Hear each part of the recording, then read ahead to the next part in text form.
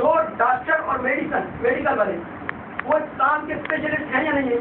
وہ کہتے ہیں یہ جو دوائی ہے فلاں مرض کا علاج ہے، ہم اس پر یقین کرتے نہیں کرتے. جب اس پر ہم علاج کو تو مان لیتے ہیں کہ بھائی یہ فلاں جو دوائی ہے، فلاں جو گولی ہے، جو فلاں بیماری کا علاج ہے، اس کی بات پر یقین کر لیا، تو جو چار خون کے فن کے نمائر ہوتے ہیں ان کی بات پر ہمیں یقین کیوں نہیں ہے؟ فوراً کہہ دیتے ہیں بھائی یہ بھی سب ہے. ہاں، ہر وہ کلمہ جو قرآن و حدیث کے خلاف ہو، ہر وہ کلمہ جو قرآن و حدیث کے خلاف ہو، شرکیہ ہو، ہم بھی کہتے ہیں کہ وہ شرک ہے. لیکن اگر شرکیہ کلمات نہ ہو، دیکھیں ڈاکٹروں نے ایک عرصہ تک محنت کی، کوئی محنت کی یا نہیں کی؟ محنت کی. محنت کرنے کے بعد انہوں نے یہ نتیجہ نکالا کہ یہ جو گولی ہے اگر اسے بخار والا کھا لے گا اس کا آرام آ جائے. مسلسل تجربات یہ نہیں کیے، تجربات کے بعد یہ بات سامنے آئی. کوئی کہتا ہے کہ یہ جس شفا دینے والی شفا اللہ کی طرف سے ملتی ہے استعمال. اسی طرح جو دم درود کے ماہر ہوتے ہیں وہ عرصہ دراز تک انہوں نے دیکھا کہ اس آیت کی کیا تاثیر ہے، اس کو اس کام میں دیا، دیکھا فائدہ ہوا، پھر دیا، پھر فائدہ ہوا. اور میں اس آیت کو دینے سے فائدہ ہوتا ہے اور میں بطور فائدے کے رکھ لو. یہ نہیں کہ یہ آپ کے لیے مختار کو نہیں ہے، مطلب یہ نہیں کہ یہی کرنے والی ہے، مطلب یہ ہاں ایک مجرم ہوتا ہے. کبھی کبھی ہم پیراسیٹامول اور کالپول کھانے کے باوجود بخار نہیں اترتا. اسی طرح کبھی کبھی ہوتا ہے انسان کو مجرم نسخہ دے بھی دے دیتا فقہ نہیں ہو. تو شفا من جانب اللہ ہے، شفا من جانب اللہ ہے، لیکن اس کا یہ مطلب نہیں کہ یہ سارا شرک بن جائے. یہ سارا شرک نہیں. جس کے اندر شرکیہ کلمات ہم بھی کہتے ہیں یہ شرک ہے. جو قرآن و حدیث سے ٹکرا تو وہ شرک ہے، لیکن ہر بات کو شرک کہہ دینا شرک اتنا آسان تھوڑا ہے. شرک کی اقسام کتنی ہے؟ تو بات چل رہی تھی، فرمایا تو پھر فرمایا لا کروں گا حتیٰ تو پورا یہی ہے جہاں تک کہ مجھے کچھ ادا نہیں کرے گا تب ضیافت کا کہا تھا نا کہ ضیافت کرو، انہوں نے ضیافت سے انکار کر دیا، اب وہ پھنس گئے تمہیں کچھ دو گے تب نہیں کرے گا. آگے جب کہتے ہیں کہا ٹھیک ہے انا نوتی کا سلاسی میں شاطر، ہم آپ کو 30 بکریاں ہیں. کتنی بکریاں؟ اب مجھے یہ بتاؤ کہ کیا انہوں نے دم درود کے بارے میں یہ بات آقا سے سنی تھی؟ آقا سے سنی نہیں تھی. یہ کہتے نہیں کہ یہ بات قرآن حدیث سے ثابت نہیں ہے، آقا نے کہا نہیں ہے. کیا یہ صحابی نے آقا نے صحابی کو بتایا تھا کہ یہ اس کام کے لیے؟ نہیں بتایا تھا، بتایا نہیں تھا. آگے بات آگے اور میں انا نوتی کا سلاسی میں شاطر، ہم آپ کو 30 بکریاں ٹھیک ہے. انہوں نے فقرہ تو علیہ الحمدللہ پڑھی ان پر، تب مرات میں 7 مرتبہ پڑھ لی. پڑھنے کے بعد فلما قبضنا فرماتے الغنما، ہم نے بکری پر قبضہ کر. اب دیکھیے عربہ بھی انفسنا منہا، ہمارے دل میں شک پیدا ہوا، ہمارے دل میں شک پیدا ہوا. اگر صحابی کو سرکار دو عالم صلی اللہ علیہ وسلم نے بتایا ہوتا تو شک پیدا نہ ہوتا. اگر بتایا ہوتا تو شک پیدا نہ ہوتا. یہ کہتے ہیں یہ جو تعویذ دانوں والے بیٹھے ہیں یہ کہ قرآن حدیث سے ثابت ہے؟ کیا آقا نے اس بات کا حکم دیا ہے؟ کیا ابو سعید خدری رضی اللہ تعالیٰ کو آقا نے اس بات کا حکم دیا تھا؟ نہیں دیا تھا. انہوں نے اپنی اشتہاد اپنی عقل سے سوچا کہ میں اس کو پڑھ کے تم کو اس کی فضیلت ہے، آئے تھے فضیلت ہے، پڑھ کے تم کو آرام آ جائے. فرمایا ارادہ ہم پر یہ بات پیش آئی کہ انفسنا منہا، ہمارے نفسوں میں یہ بات ہوئی، فکففنا، اب ہم رک گئے. یعنی وہ دم تو کر کے آگے تھے، اب واقعہ بھی ہو گیا لیکن ہم اس مال کو خرچ کرنے سے اب یہ کہتے ہیں حتی اتینا نبی صلی اللہ علیہ وسلم، ہم آقا کے پاس جب آئے بارگاہ نبوت کے اندر آقا بیٹھے ہوئے تھے، وذکرنا ذالک لہو، ہم نے یہ سارا کا سارا واقعہ آپ کے سامنے ذکر کیا. آقا ایسا ایسا واقعہ پیش آیا. آپ نے فرمایا اما علمت انها رقیہ، اما علمت انها رقیہ، کیا تو جانتا تھا یہ جاد پھونک والی صورت ہے؟ کیا تو جانتا تھا؟ اگر جانتا ہوتا تو آقا نہ پوچھتے، اگر جانتے ہوتے صحابی تو آقا نہ پوچھتے. اگر صحابی نہیں جانتا تو تبھی تو سوال کیا، تبھی تو آقا نے سوال کیا اما علمت انها رقیہ، کیا تو جانتا تھا یہ جاد پھونک والی ہے؟ اور وہ اچھا ایسے بھی نہیں ہے. ذکرنا ذالک لہو، ہم نے ساری بات ذکر کر ذکرنا ذالک لہو، ساری بات کیا کی ہے؟ پیسے دینے کا بھی ذکر کیا ہوگا, ضیافت کا بھی کیا ہوگا, انکار کا بھی کیا ہوگا, ساری بات ذکر کر دی. فرمایا اقسموها, اسے تقسیم کرو, اور وضربوا للسامن الی سامن, اور میرے لیے بھی حصہ نکالو. آقا نے کہا میرے لیے بھی کیا کر دو, حصہ نکال دو. یہ جو کہتے ہیں پیسے لینے جائز نہیں ہے, ہدیہ لینا جائز نہیں ہے, تعویذ بیچنے جائز نہیں, تو ہم بھی کہتے ہیں مانگنی نہیں چاہیے. ٹھیک ہے, اگر دے دے تو لینے کا ثبوت قرآن و حدیث سے ہے یا نہیں, ہے یا نہیں, بخاری میں ہے یا نہیں, مسلم ہے یا نہیں, اور تعویذ کا ثبوت ہے یا نہیں. اور جب اس سے تعویذ ثابت ہوتا ہے تو تعویذ کا کیوں انکار کرتے ہیں؟ اگر تعویذ کا ثبوت ملتا ہے تو تعویذ کا کیوں انکار کرتے ہیں؟ ہم نے تو کتابیں نہیں لکھی, تو حدیث مبارکہ میں باتیں موجود ہیں, حدیث مبارکہ میں باتیں موجود ہیں. ایک سوال ہے,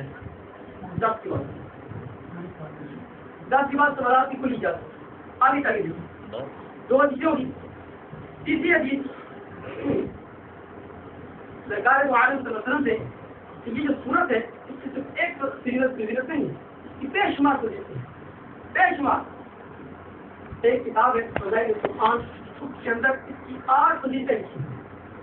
ایک فضیلت یہ بتائی, فرمایا صحابہ اس صورت کو پڑھ کے دم کیا کرتے تھے, سانپ کا کاٹا ہوا ہو, بچھو کا کاٹا ہوا ہو, کوئی بھی ہو, صحابہ اس پر کیا کرتے تھے, دم کرتے تھے. صورت کون سی ہوتی تھی, یہ وجہ. دوسری بات کہ سعید بن یزید رضی اللہ عنہ فرماتے ہیں کہ ایک مرتبہ آپ نے اسے پڑھ کر, آپ نے اس صورت کو پڑھا اور اپنا لابدان میرے درد والی جگہ پر لگایا تو میرا درد ٹھیک, میرا درد کیا ہو گیا, ٹھیک ہو گیا. ایک صحابی ہے, ان کا نام ہے ابو سعید بن معلہ, وہ نماز پڑھ رہے, آقا نے آواز دی, انہوں نے نماز جاری رکھی, نماز ختم نہیں کی, نماز پڑھ کے واپس آئے, اسلام پھیرا واپس آئے. آقا نے پوچھا میں نے تجھے بلایا تو آیا نہیں, جواب نہیں دیا, تو کہا یا رسول اللہ نماز پڑھ رہا, تو میں تم نے آیت نہیں پڑھی جب اللہ کے رسول بلائے تو فوراً آ جاؤ.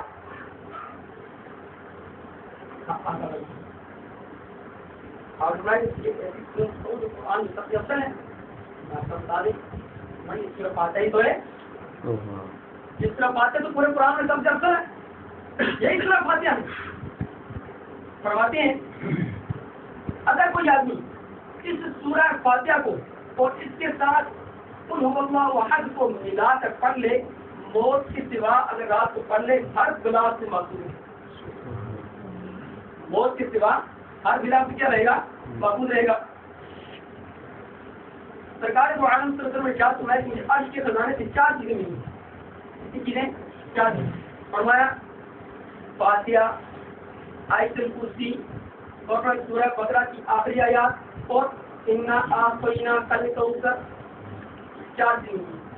اور آپ نے یہ بھی ارشاد فرمایا 4 مرتبہ 4 چیزیں مجھے بھی نہیں ہیں, 4 چیزیں مجھے بھی نہیں ہیں, اور 4 مرتبہ شیطان نے نفع کیا, 4 مرتبہ شیطان نے نفع کیا. شیطان بڑا پریشان ہوا, رویا, خوب دعا کر کے وہاں کہتے بین کرنا. فرمایا ایک مرتبہ جب اس نے آدم علیہ السلام کو سجدہ نہیں کیا, اللہ نے اس پر لعنت کر بڑا ہوا. نمبر 2 جب اسے زمین پر اتارا گیا. نمبر 3 جب مجھے نبوت ملی. اور نمبر 4 جب اس طرح فاتحہ نازل ہوئی. جس طرح فاتحہ نازل ہوئی تو فرمایا بڑا رویا. تو اس صورت کی بڑی فضیلتیں, پہلی آیت سے بات کرتا ہوں, تقریباً وقت ہو چکا ہے. الحمدللہ رب العالمین, یہ تو اس کی چند فضیلتیں تھی میں نے آپ کے سامنے رکھا. بے شمار سورہ فاتحہ کی فضیلتیں ہیں.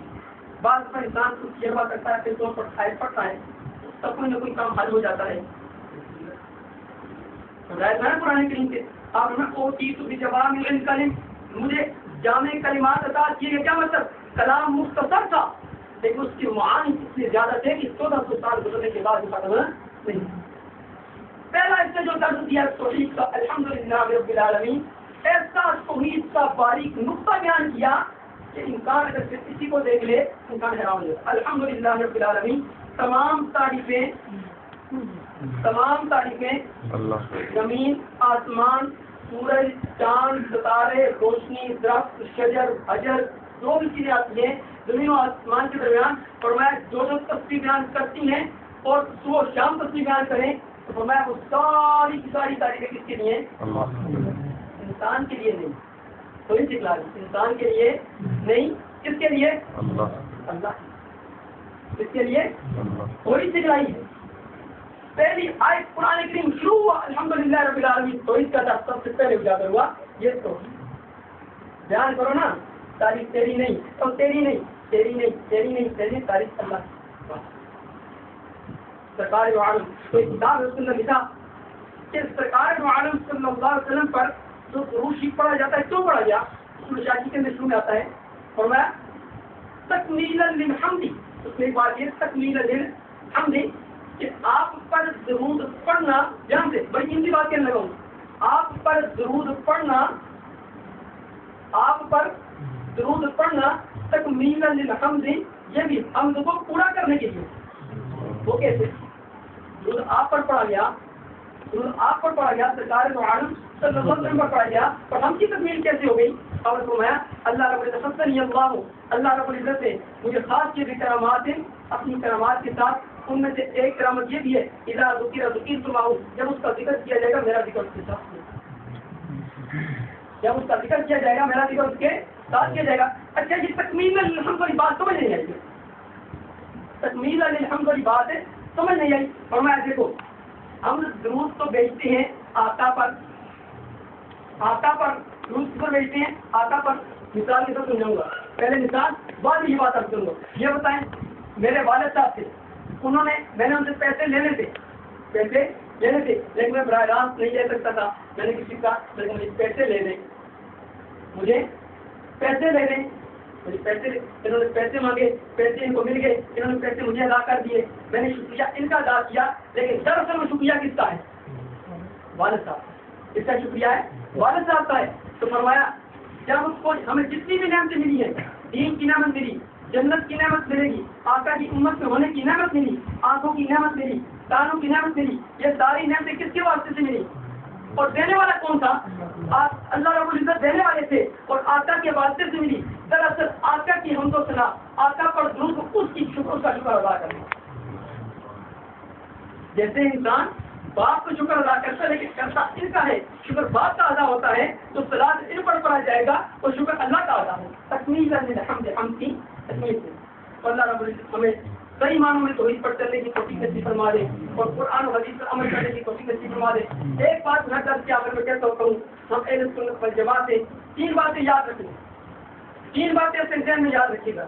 پہلی بات کہ اہل سنت والجماعت کی جو دلائل ہے وہ 4 دلائل ہیں. کتنے دلائل ہیں؟ 4 دلائل ہیں. پہلے نمبر پر قرآن کریم, پھر حدیث سنت رسول, پھر اجماع امت اور سب سے آخر میں قیاس شریعت. دوسری بات یاد رکھیے گا, ہر حدیث سنت نہیں ہوتی لیکن ہر سنت حدیث ضرور ہوتی ہے. تیسری بات میری یاد رکھیے گا وہ کیا ہے کہ صحابہ معیار حق ہیں, دین ہم تک پہنچا ہے صحابہ کے ذریعے. صحابہ کو نکال دیے تو کچھ بھی نہیں بچتا, صحابہ ہیں تو سب کچھ ہے, صحابہ نہیں تو کچھ بھی نہیں. اللہ رب العزت عمل کرنے کی توفیق نصیب فرمائے. الحمدللہ رب العالمین. اس کا کوئی سوال ہو